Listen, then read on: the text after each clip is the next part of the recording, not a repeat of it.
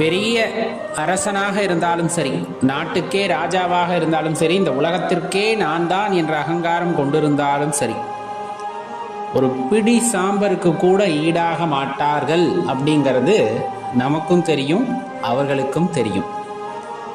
ஒரு 200-300 வருஷத்துக்கு அவங்கள கட்டி வச்சிருக்க போகிறாங்களா, இந்த நாட்டை ஆள போகிறாங்களா, இல்லை மற்றவங்கள ஆதிக்கம் செய்ய போகிறார்களா அப்படின்னு கேட்டால் கிடையாது. அவர்களுக்கு விதிக்கப்பட்ட ஆண்டுகளிலே கண்டிப்பாக எல்லாம் முடிஞ்சிச்சுன்னா அந்த சாம்பலாக தான் போகணும் அப்படிங்கிற நியதியும் அவர்களுக்கு தெரியும். இருந்தாலும் மாயை அதை மறைத்து கொண்டிருக்கிறதன் காரணமாக, நான் என்ற அகங்காரத்தின் காரணமாக, நான் அனைவரையும் விட பெரியவன் என்ற மமதையின் காரணமாக ஆடாத ஆட்டமெல்லாம் ஆடுகின்றவர்கள் நிறைய பேர். அதில் ஐயன் சொன்ன மாதிரி முடிசார்ந்த மன்னரும் மற்றுள்ளோரும் முடிவில் ஒரு பெடிசாம்பராய் வெந்து மண்ணாவதும் கண்டு. எல்லாத்துக்குமே தெரியும். உங்களுக்கும் அடியனுக்கும் தெரியாமல் இருக்குமா? கண்டிப்பாக கிடையாது. எல்லாருமே ஒரு நாள் எப்படித்தான் அந்த பெடி சாம்பலா மண்ணாவதும் கண்டு. இன்னும் இந்த வாழ்க்கை மேலே ஒரு ஈர்ப்பு அப்படிங்கிறது இருக்குல்ல, பார்த்தீங்களா? அதாவது ஆடம்பரமாக வாழணும், அதிகாரத்தோட வாழணும், இந்த மாதிரி நிறைய விஷயங்கள் மனதுக்குள்ள தேவையில்லாத விஷயங்கள் எல்லாம் போட்டு புரட்டி எடுத்துக்கிட்டு இருக்கு. அதிலிருந்து வெளியே வர முடியாமல் இருக்கும். சரி, எப்படி வெளியே வர்றது? இதை உணர்ந்துக்கணும். யாராக இருந்தாலும் சரி, எல்லோருக்கும் ஒரு முடிவுண்டு. நான் ஒன்றும் அப்படியே நிலையானவன் அல்ல. இறைவன் படைப்பிலே அனைத்தும் நிலையற்றவை, இந்த உடலும் இந்த உயிருக்கு நிலையற்றவை தான் அப்படிங்கிறத உணர்ந்து செயல்படணும் அப்படிங்கிறது ஐயனோட வேண்டுகோளில் எடுத்து சொல்கிறாங்க. அடுத்து சொல்ல வருவது, இப்படி ஒரு நிலையில்லாத வாழ்க்கை வாழ்கின்ற போதும் கூட அவர்களுக்கு இறைவனின் திருப்பாதத்தை பற்றி கொள்ள வேண்டும் எண்ணமே வருவதில்லை அப்படிங்கிறது தான் அங்கலாய்ப்பாக ஐயன் குறிப்பிடுவாங்க. இது எதுவும் தெரியலேன்னு வச்சுக்கோங்களேன். அதாவது நமக்கு மரணம் வரும் அப்படிங்கிறது எனக்கு தெரியலை, எனக்கு கஷ்டம் வரும் அப்படிங்கிறது எனக்கு தெரியலை, அல்லது இப்படியெல்லாம் வாழ்க்கை இருக்கும்னு எனக்கு தெரியலை அப்படின்னா அவங்க ஆடாத ஆட்டமெல்லாம் ஆடலாம். ஏன்னா வரும்போது தெரிஞ்சுக்குவாங்க. ஆனால் மனிதனாக பிறந்த அனைவருக்கும் தெரியும், பிறப்பு அப்படிங்கிறது ஒரு நாள் உண்டு, அதே போல் இறப்பு அப்படிங்கிறதும் ஒரு நாள் உண்டு அப்படின்னு தெரிஞ்சும் ஆடுறது தான் தவறு. அந்த தவறை திருத்திக்கணும்னா என்ன பண்ணணும் அப்படின்னா, ஐயனோட திருப்பாதத்தை பற்றி கொள்ள வேண்டும். அந்த பொன்னம்பலத்திலே ஆடுகின்ற இறைவனுடைய திருப்பாதத்தை இறுக பற்றி கொள்வது அப்படிங்கிறது தான் ரொம்ப சிறப்பானது. பற்றி கொள்வதுனா சரணடைந்து விடுவது. சரணடைந்து விட்டால் எல்லாம் அப்பன் செயல் அப்படின்ட்டு போய்கிட்டே இருக்கும். அப்போ இந்த மமதை அப்படிங்கிறது இருக்காது. நாட்டை ஆள்பவர்களாக இருந்தாலும் சரி, மமதை இல்லாமல் ஆட்சி செய்கிறார்கள் அப்படின்னா அந்த நாடு சுபிக்ஷமாக இருக்கும். தான் என்ற எண்ணத்தில் இருந்து தான் செய்வது அனைத்துமே சரி என்று நினைத்து செய்யாமல், அனைத்து ஜீவராசிகளும் இறைவனாக எண்ணி எல்லோருக்கும் மனம் உண்டு, எல்லோருக்கும் வாழ்வு உண்டு அப்படிங்கிற அந்த ஒரு குறிக்கோளோட ஒரு மன்னன் ஆட்சி செய்கின்றார். அவ்வாட்சியாய் இறைவனின் பொற்பாதத்தில் சமர்ப்பித்து இறைவன் சாட்சியாக ஒரு ஆட்சி நடக்கிறது அப்படின்னா அது அற்புதமானதாக இருக்கும்.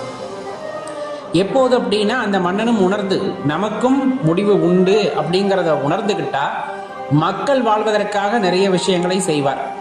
அதே போல ஒரு சாதாரண மனிதன் தனக்கும் முடிவு உண்டு அப்படிங்கிறத உணர்ந்து கொண்ட பட்சத்திலே பிறருக்கு துன்பத்தை இழைக்க மாட்டார்.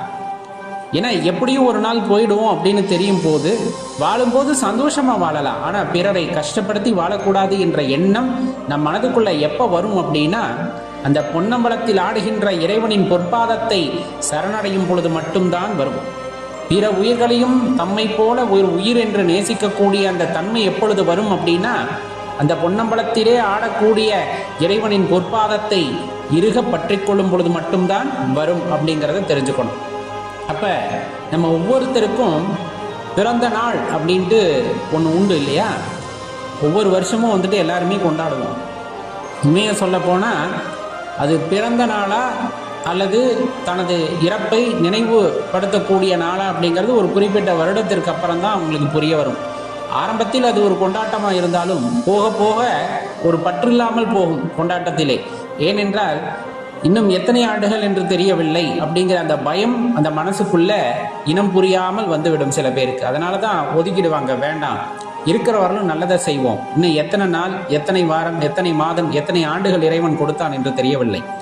இருக்கின்ற காலம் முழுவதும் இறைவனை சரணடைந்து மற்றவர்களையும் மற்ற உயிர்களையும் இறைவன் போல் நேசித்து அவர்களுக்கு தொண்டாற்ற வேண்டும் என்ற எண்ணம் வெகு சிலருக்கு மட்டுமே வருகிறது. அவர்கள் இறைவனின் பொற்பாதத்தை சரணடைந்து வருகிறார்கள்.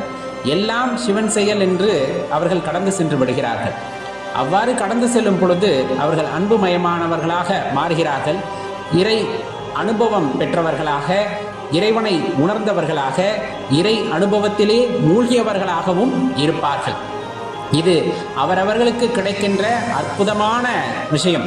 அதனால்தான் பட்டினத்தடிகள் கூறுகின்ற அந்த வார்த்தைகளை மீண்டும் மீண்டும் உங்களது ஞாபகத்திலே வைத்துக் கொள்ளுங்கள், அல்லது எங்காவது கண் பார்க்கின்ற இடத்திலே எழுதி வைத்துக் கொள்ளுங்கள். முடிசார்ந்த மன்னரும் மற்றுள்ளோரும் முடிவில் ஒரு பிடி சாம்பராய் வெந்து மண்ணாவதும் கண்டு பின்னும் இந்த படிசார்ந்த வாழ்வை நினைப்பதல்லால் பொன்னின் அம்பளவர் அடிசார்ந்து நாம் உய்ய வேண்டுமென்றே அறிவார் இல்லையே அப்படிங்கிற அந்த பாடலை மனசில் எப்பவுமே நிறுத்திக்குங்க. உங்கள் முன்னாடி எழுதி வச்சுக்கோங்க.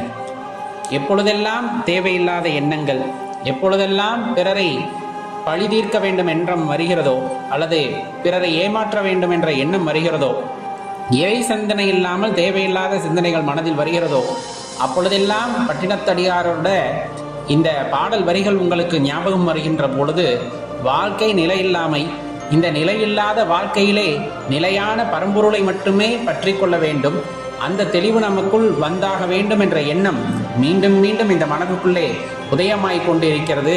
அப்படிங்கும் போது கண்டிப்பாக நாம் திசை தவறி போக மாட்டோம். வாழ்க்கை அப்படிங்கிறது இறைவனை சார்ந்தே வாழ்வது, இறைவனை நினைத்தே வாழ்வது, அவருக்கு நன்றி சொல்லியே வாழ்வது. அப்படிங்கும் போது சக ஜீவராசிகளையும் இறைவனாக பார்க்கின்ற தன்மை அவர் பொற்பாதத்தை சரணடையும் பொழுதுதான் கிடைக்கும் அப்படிங்கிறத ஒரு ஆணித்தரமாக நம்மளால் சொல்ல முடியும். ஏன்னா இறை அனுபவங்கள் அவ்வாறே அனைவருக்கும் கிடைக்கப் பெறுகின்றன அப்படின்னா அதில் மாற்றுக்கருத்தே கொள்ள வேண்டாம்.